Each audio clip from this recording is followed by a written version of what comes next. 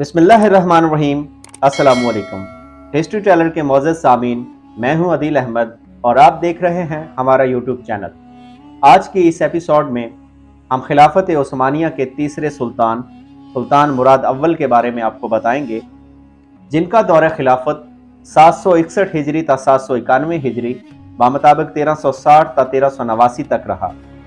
सुल्तान मुराद अव्वल निहायत बहादुर, मुजाहिद, करीम और दीनदार फरमारवा था। नज़्म ज़ब्त का बड़ा पाबंद था। निहायत अदल गस्तर, गरीब परवर और रियाया के साथ इंसाफ बरतने वाला, सिपाह का ख्याल रखने वाला, गज़वात का शगुफ़ रखने वाला, मसाजिद, मदारस और पनागाहों के क़याम का शौकीन था। इसके हाशिया नशीनों में बेहतरीन सिपा सालार, तजर्बाकार जर्नेल और फ़ौजी थे। ये तमाम लोग मजलिस शूरा के रुकन भी थे।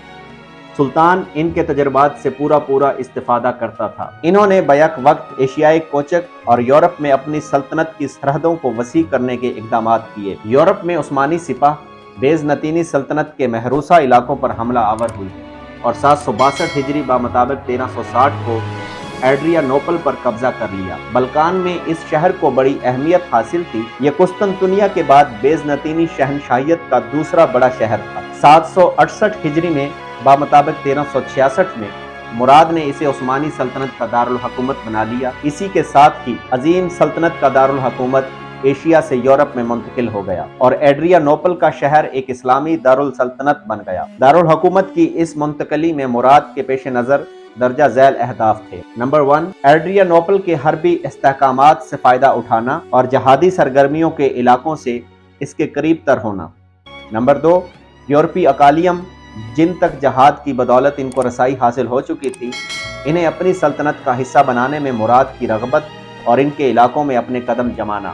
नंबर 3, मुराद ने सल्तनत की तरक्की और इस्तेहकाम के लिए तमाम ज़राए और फरमा रवाई के तमाम असूलों को इस दारुल सल्तनत में यकजा कर दिया और इसमें मुलाजिमीन, सिपाह, कानूनदान, उलमा, दीन, हर किस्म के लोगों की मजलिसें और तंजीमें तश्कील दे दी। अदालतें कायम की, शहरी मदारस और अंशारिया की तरबियत के लिए अस्करी इदारे बनाए।